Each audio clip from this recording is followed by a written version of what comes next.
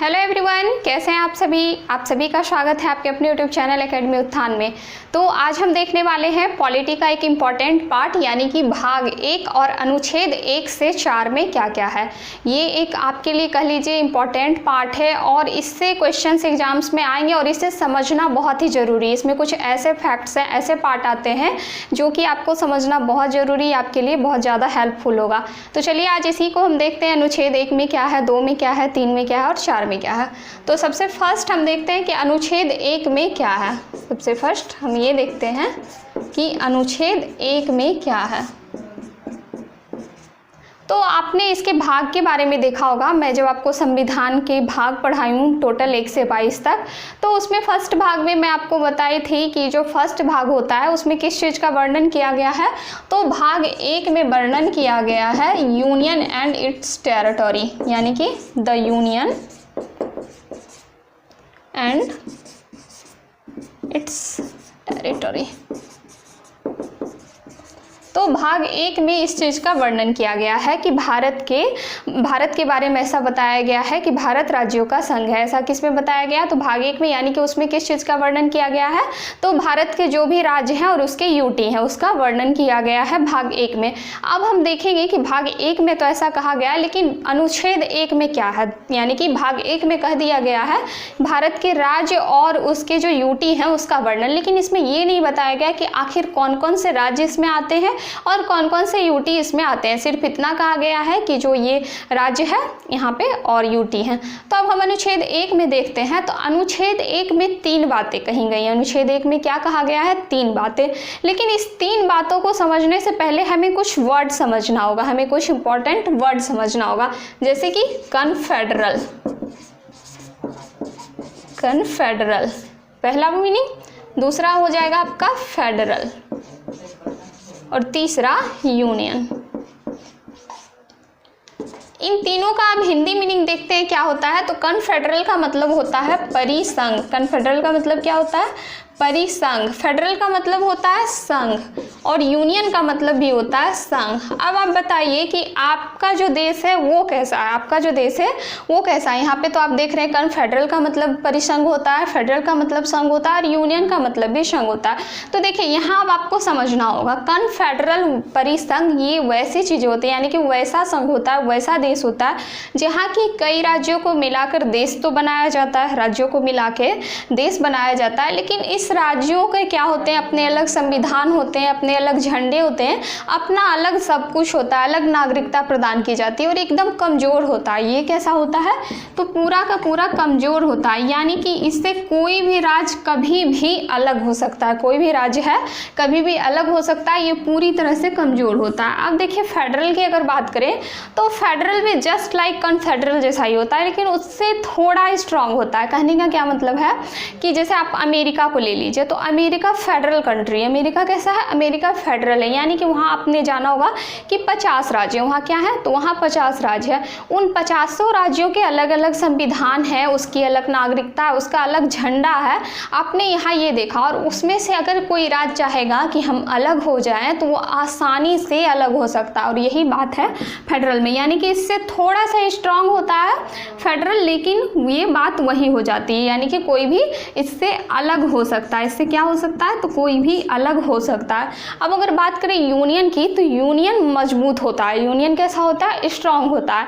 इसमें जो भी राज्य होते हैं उसका अलग ना तो संविधान होता है, ना ही अलग कोई भी कह लीजिए आपकी अलग झंडा होता है, अलग नागरिकता होती है। ऐसा नहीं, जो भी नागरिकता होता है पूरे देश की नागरिकता, एक ही नागरिकता होती है और इससे कोई भी राज्य अलग नहीं हो सकता। इससे क्या? कोई भी राज्य अलग नहीं हो सकता। ये है यूनियन। और अगर इसके एग्जाम्पल के रूप में देखें तो हमारा देश भारत, आप जान रहे थे कि अभी से कुछ समय पहले जो कश्मीर था, जम्मू कश्मीर, वो एक अपवाद स्वरूप था क्योंकि वहाँ का अपना अलग संविधान था, लेकिन वो भी अब नहीं रहा है।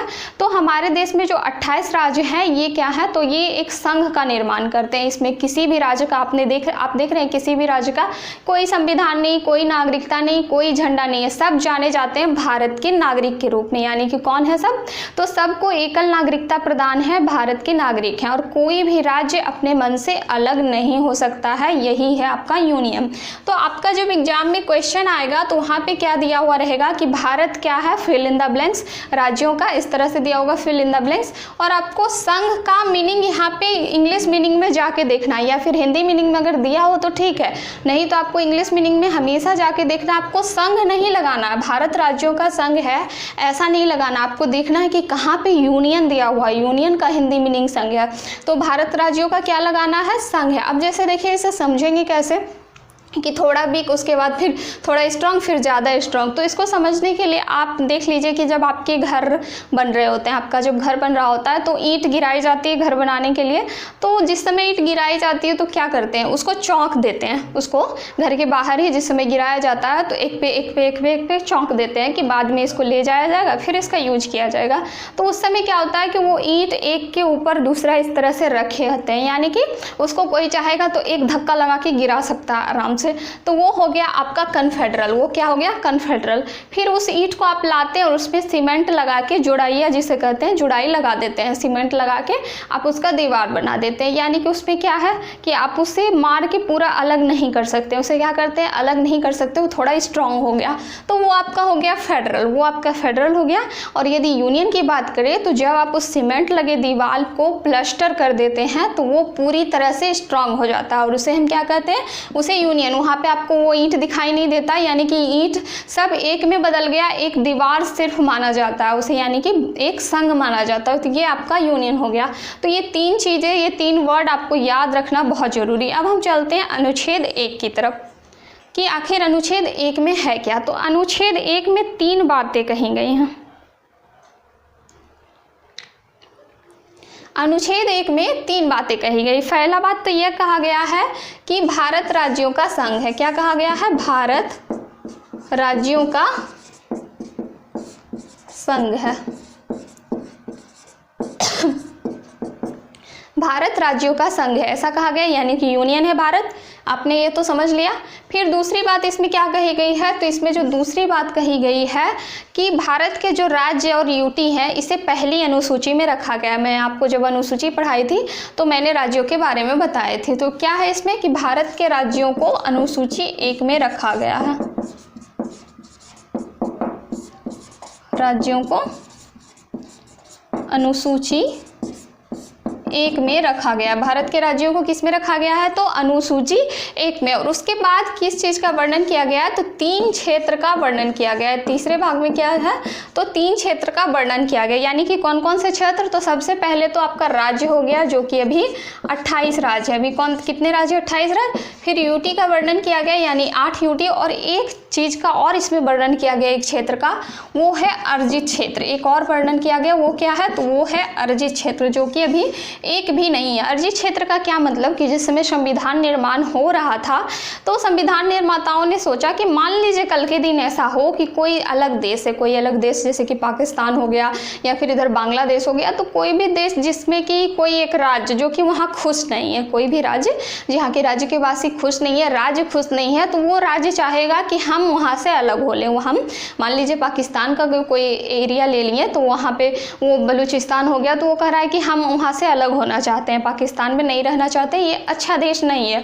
इसके लिए वो पाकिस्तान से विवाद कर रहा है कि हम आक्रमण कर देंगे, हम अलग हो जाएंगे, हमें आपके साथ नहीं रहना। ऐसे में भारत क्या करेगा कि उस बलूचिस्तान के पास जाएगा, भारत बलूचिस्तान के पास जाएगा, उसकी हेल्प करेगा और उसे पाकिस्तान से अलग कर देगा। पाकिस्तान से अलग करने के बाद भारत उस पर अपना अधिकार कर लेगा। भारत क्या कर लेगा कि ये क्षेत्र मैंने आपको आज़ादी दिलाई तो मैं आपको अपने अंदर ले लेता हूँ, यानी कि ये हो गया आपका अर्जित क्षेत्र। तो अभी तक एक भी अर्जित क्षेत्र नहीं ये नियम, लेकिन हमारे संविधान में है कि अगर कभी मौका मिला तो हम ये मौका भी नहीं छोड़ेंगे। तो यहाँ से अनुच्छेद 1 में किस किस चीज़ का वर्णन किया गया, तो भारत राज्यों का संघ है, भारत के राज्यों को पहली अनुसूची में रखा गया, और जो ये 3 प्रकार के क्षेत्र हैं, राज्य, यूटी और अर्जित क्षेत्र। अब हम चलते हैं अनुच्छेद 2 की तरफ कि अनुच्छेद 2 में क्या क्या है। तो अनुच्छेद जो 2 है, 1 सेकेंड,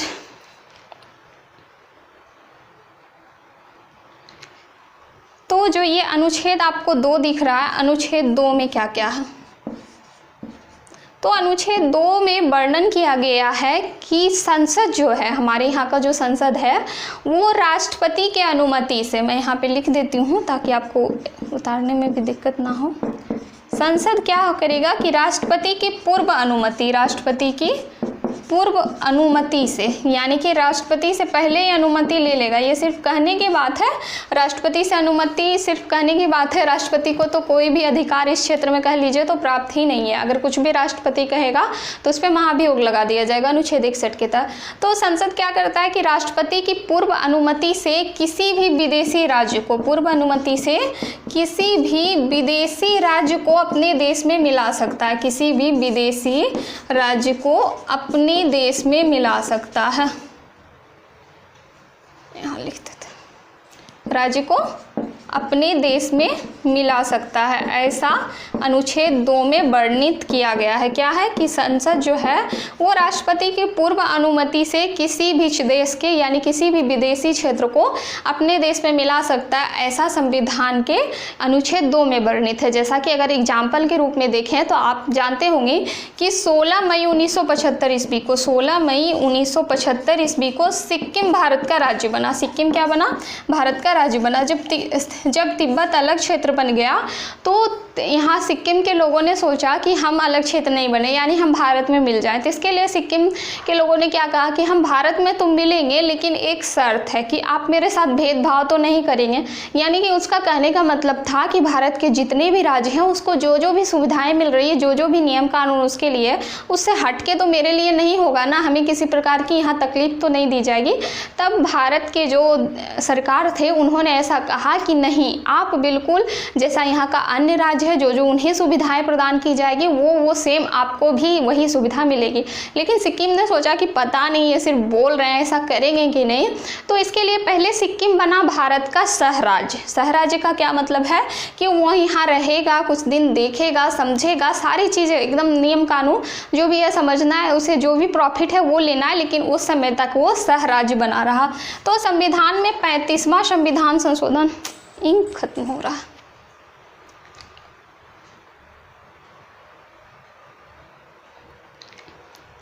तो संविधान में क्या हुआ? 35वां संविधान संशोधन हुआ। 35वां संविधान संशोधन, कॉन्स्टिट्यूशनल अमेंडमेंट हुआ 1975 ईस्वी में। 1975 में संविधान में, 1974 में पहला ये जो 35वां संविधान संशोधन हुआ, इसमें सिक्किम क्या बना? तो सिक्किम बना सहराज्य। और इसके लिए एक अलग अनुच्छेद बना, 2 का एक अनुच्छेद, 2 का ए अनुच्छेद में इसे डाला गया 35वां संविधान संशोधन के तहत। उसके बाद क्या हुआ कि जब सिक्किम को सब कुछ अच्छा लग गया यहाँ का, तब फिर 36वां संविधान संशोधन हुआ 1975 ईस्वी में, और सिक्किम जो है भारत का 22वां राज्य बना। सिक्किम भारत का कौन सा राज्य बना? तो 22वां राज्य बना सिक्किम भारत। तो इस तरह से आपने देखा कि ये एक विदेशी क्षेत्र था जिसे कि भारत ने मिलाया, तो किसके तहत? तो अनुच्छेद 2 के तहत। अब चलते हैं हम अनुच्छेद 3 की तरफ, और सबसे इम्पॉर्टेंट अनुच्छेद की तरफ। तो अनुच्छेद 3 में किस चीज़ का वर्णन किया गया हम ये देखते हैं। तो अनुच्छेद 3 में सेम टू सेम यही है, लेकिन यहाँ पे सिर्फ उलट दिया गया है। यानी कि यहाँ पे था कि किसी विदेशी राज्य को मिलाना, इसमें क्या था कि किसी विदेशी राज्य को मिला सकता। यानी कि देखिए, तो संसद राष्ट्रपति की पूर्व अनुमति से, आज इंक ही खत्म हो रहा,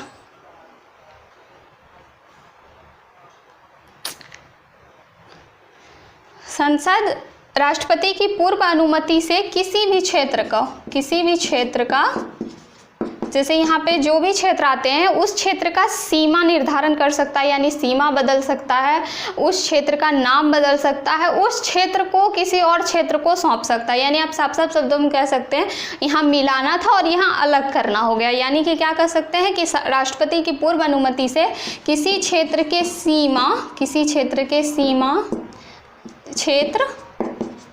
या फिर नाम में परिवर्तन ला सकता है। नाम में क्या कर सकता है, तो परिवर्तन कर सकता है। इसका साफ साफ आप समझिएगा परिवर्तन करने का क्या मतलब है कि अभी आप देख रहे होंगे कि इलाहाबाद का नया नाम बदल के कर दिया गया दीनदयाल, इलाहाबाद का प्रयागराज कर दिया गया नाम बदल के। इसके अलावा कहीं कहीं कुछ कुछ आप देखते हैं कि हमेशा नाम चेंज होते रहता है। तो ये क्या है, तो अनुच्छेद 3 में वर्णित संसद को एक तरह से कह लीजिए अधिकार है, एक तरह से उनको अधिकार दे दिया गया है कि वो चाहे तो ऐसा चेंजिंग कर सकते हैं। तो इसमें क्या है कि किसी भी क्षेत्र को भी बदल सकता है। क्षेत्र को बदलने का मतलब है कि अगर उसका मन करेगा कि हम यूपी का थोड़ा सा इलाका एमपी को दे दें तो वो आराम से दे सकते हैं, इसमें कोई भी कुछ नहीं कर सकता। क्षेत्र बढ़ा सकते हैं, कहीं का इलाका कहीं भी बढ़ा सकते हैं, कहीं भी घटा सकते हैं, नाम में चेंजिंग कर सकते हैं, सीमा का निर्धारण कर सकते हैं कि ऐसा ऐसा हम कर सकते हैं। इसके कुछ एग्जाम्पल भी है, जैसा कि हम देखते हैं अब क्या है इसका एग्जाम्पल।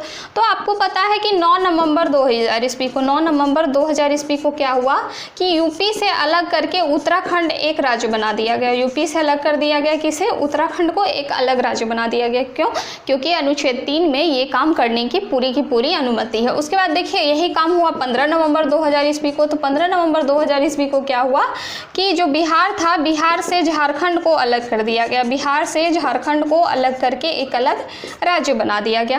फिर देखिए हाल ही में आपने सुना होगा तेलंगाना के बारे में। तेलंगाना के बारे में तो 2 जून 2014 ईस्वी को क्या हुआ, 2 जून 2014 ईस्वी को आंध्र प्रदेश से अलग करके तेलंगाना को 29वां राज्य बना दिया गया था। तेलंगाना को कौन सा राज्य बना दिया गया था, 29वां। फिलहाल तो 28 है, लेकिन तेलंगाना को 29वां राज्य बना दिया गया था 2 जून 2014 ईस्वी को। तो इस तरह से आपने देखा कि इसमें नाम में परिवर्तन कर दिया गया। इसमें क्या चीज़ में परिवर्तन कर दिया गया, तो इसमें क्षेत्र में परिवर्तन कर दिया गया, नाम में परिवर्तन कर दिया गया और क्षेत्रों को अलग करके दूसरे में मिला दिया गया। इसमें टोटल 5 प्रावधान आते हैं। आपसे अगर ऑब्जेक्टिव के रूप में कभी कभी पूछ लिया जाए तो आपको ध्यान में रखना है 5 प्रावधान आते हैं, जिसमें कि क्या है, तो यही चीज़ें हैं कि किसी भी राज्य को मिला के ये तोड़ के अलग राज्य बना सकते हैं। ठीक, किसी भी राज्य की सीमा को बढ़ा सकते हैं, फिर किसी भी राज्य की सीमा को घटा सकते हैं, नाम में चेंजिंग कर सकते हैं। तो इस तरह से टोटल 5 प्रावधान इसमें दिए गए हैं। अब इसी में हम पढ़ेंगे सबसे इंपॉर्टेंट पार्ट, बेरूबारी केस। इसमें हम क्या पढ़ने वाले हैं, बेरूबारी केस। लेकिन ये बेरूबारी केस को समझने से पहले आपको अनुच्छेद 4 को समझना होगा। बेरूबारी केस को समझने से पहले किसे समझना होगा, अनुच्छेद 4 को। ध्यान से समझिएगा, बहुत अच्छा से आपको समझ में आ जाएगा। तो अनुच्छेद 4 में क्या है कि अनुच्छेद 4 में है कि ये जो अनुच्छेद 2 और 3 है, अनुच्छेद 2 और 3 है, तो इस 2 और 3 में संशोधन जो किया जाएगा, यानी कि 2 और 3 में है कि किसी भी देश को जब मिलाया जाएगा या फिर किसी का भी कुछ भी चेंजिंग किया जाएगा तो इसे संविधान के संशोधन यानी कि अनुच्छेद 368 में नहीं रखा जाएगा। आपको पता है कि संविधान के जो अनुच्छेद 368 है इसमें संविधान संशोधन का जिक्र है, संविधान संशोधन का जिक्र है। लेकिन जब 2 और 3 में परिवर्तन किया जाएगा, अनुच्छेद 2 और 3 में आप नोट कर लीजिएगा, तो अनुच्छेद 2 और 3 में जो परिवर्तन होंगे, अनुच्छेद 2 और 3 में, उसमें क्या होगा कि संविधान में किसी भी प्रकार के जो 368 अनुच्छेद है उस पर बदलाव नहीं किया जाएगा, यानी कि उससे बाहर रखा जाएगा इस संशोधन को। संविधान के 2 और 3 जो अनुच्छेद है इसमें जब संशोधन होगा तो इसे 368 से बाहर रखा जाएगा, ये आपको ध्यान में रखना। लेकिन 2 और 3 में संशोधन के समय जब इसे 368 से बाहर रखा जाएगा, 368 से बाहर रखा जाएगा, तो इस पे एक बातें ये आती हैं, तो इसमें कुछ तो ऐसा होगा जो किसी किसी पे इफेक्ट पड़ेगा, क्योंकि इससे तो हम बाहर रख लिए कि हम जो भी जोड़ेंगे या घटाएंगे ये हमारा आपसी मामला है, हम 368 तक नहीं ले जाएं। लेकिन आपको पता है कि जब कोई नया राज्य जुटेगा हमारे यहाँ, जब कोई नया राज्य जुटेगा या फिर नया जो 2 राज्य को तोड़ के जोड़ के नया राज्य बनाया जाएगा या फिर एक राज्य को तोड़ के 2 राज्य बनाए जाएंगे, तो ऐसे में क्या होगा, तो हमारी जो पहला अनुसूची है, हमारा जो पहला अनुसूची है, पहला भाग जिसे कह सकते हैं, तो उस अनुसूची में आपको पता है कि राज्यों का वर्णन किया गया है। क्या किया गया है कि कितने राज्य और कितने यूटी हैं। तो जब बढ़ेगा या घटेगा तो उसमें तो चेंजिंग करना होगा ना कि हाँ इतने राज्य हो गए हैं, पहले इतने थे। और उसके बाद यानी कि अनुसूची 4 में आपने पढ़ा था कि भारत में जो है अनुसूची 4 में वर्णित है राज्यसभा के सीटों का आवंटन, यानी कि राज्यसभा में कितने सीटें होंगी, तो ये भी तो राज्य पर डिपेंड करता है कि हमारे हमारे देश में कितना राज्य है। तो इसमें एक चीज़ आप हमेशा अनुच्छेद 4 में ध्यान रखेंगे कि 2 और 3 में जो संशोधन होगा तो 368 तो इससे बाहर रहेगा, लेकिन इसमें 2 चीज़ों में चेंजिंग की जाएगी। तो किसमें? तो भाग 1 और भाग 4 में चेंजिंग होगी। भाग 1 और किसमें चेंजिंग होगी? तो भाग 4 में चेंजिंग, 1 और भाग 4 में किसमें चेंजिंग हो जाएगी। तो यहाँ से आपने 1 2 3 4 समझा। अब समझते हैं कि आखिर ये बेरुबारी केस क्या था। ये बहुत ही अच्छा आपका पार्ट है, बहुत मज़ा आएगा आपको पढ़ के।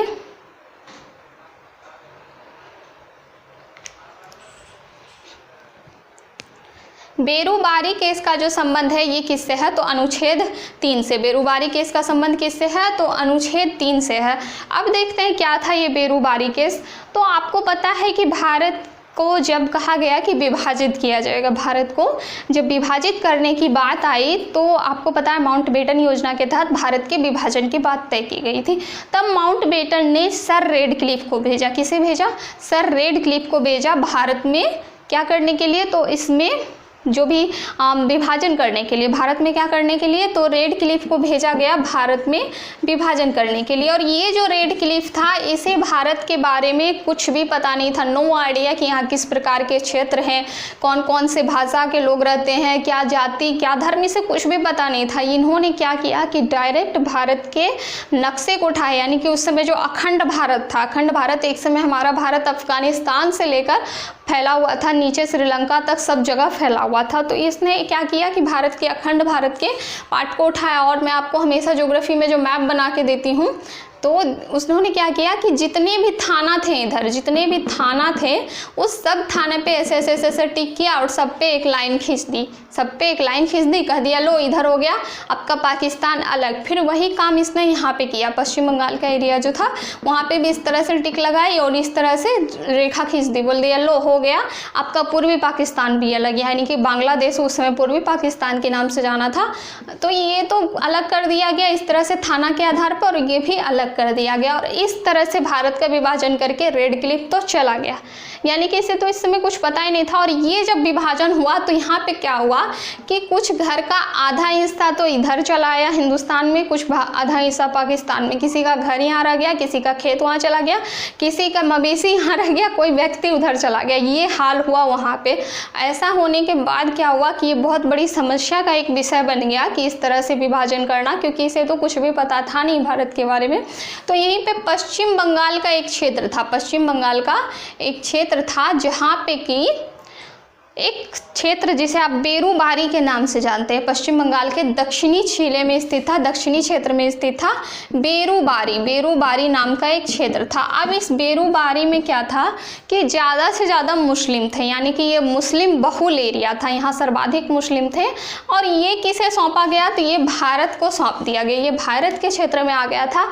लेकिन ये भारत का क्षेत्र है ये लिख के देना भूल गया ये रेडक्लिफ, यानी कि इस रेडक्लिफ ने ये लिख के नहीं दिया कि बेरुबारी भारत का क्षेत्र है, बेरुबारी किसका क्षेत्र है? भारत का। और चूंकि यहाँ पे मुस्लिम भी अधिक थे तो ये पूर्वी पाकिस्तान ने क्या किया कि पूर्वी पाकिस्तान ने क्लेम कर दिया भारत पे कि ये मुस्लिम बहुल इलाका है और आपको तो ऐसा कुछ लिखित नहीं मिला है, तो यानी कि ये मेरा क्षेत्र है और आप क्या कर रहे हैं कि मेरे क्षेत्र पे अपना शासन चला रहे हैं, यानी आप बेरुबारी को मुझे सौंप दीजिए। तो इस समय एक विकट समस्या का विषय बन गया।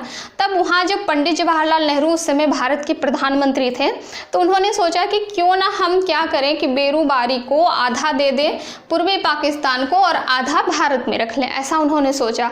लेकिन आपको पता है कि हिंदुस्तान एक ऐसा कंट्री है जहाँ के सब लोग रहना चाहता है, क्योंकि आपको पता है कि दूसरे देशों में कहीं ना कुछ तो लोग को पसंद नहीं आते हैं। तो हिंदुस्तान में तो यहाँ के जो लोग थे उन्होंने वोट दे के पंडित जवाहरलाल नेहरू को जिताया था, उस समय इन्होंने ही बनाया था भारत के प्रधानमंत्री। तो इन्होंने क्या किया कि ये लोग यहाँ नाखुश हो गए हैं, बेरुबारी के जो लोग थे वो नाखुश हो गए कि हम पूर्वी पाकिस्तान में नहीं जाएंगे, ये मेरा देश है, हमने आपको चुना है तो हम यही रहेंगे, हम पूर्वी पाकिस्तान में नहीं जाएंगे। तो अब ये एक समस्या का विषय बन गया कि अब क्या किया जाए।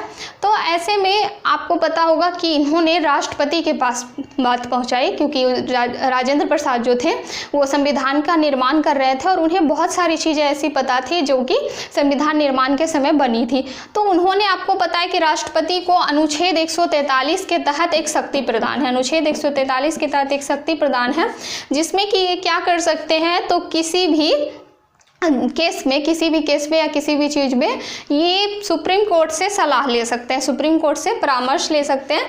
तो इन्होंने क्या किया कि इसी अनुच्छेद का फ़ायदा उठाते हुए, इसी अधिकार का फ़ायदा उठाते ये सौंप दिया सुप्रीम कोर्ट को, सुप्रीम कोर्ट को ये बेरोजगारी का मामला सौंप दिया कि आप देखिए क्या है।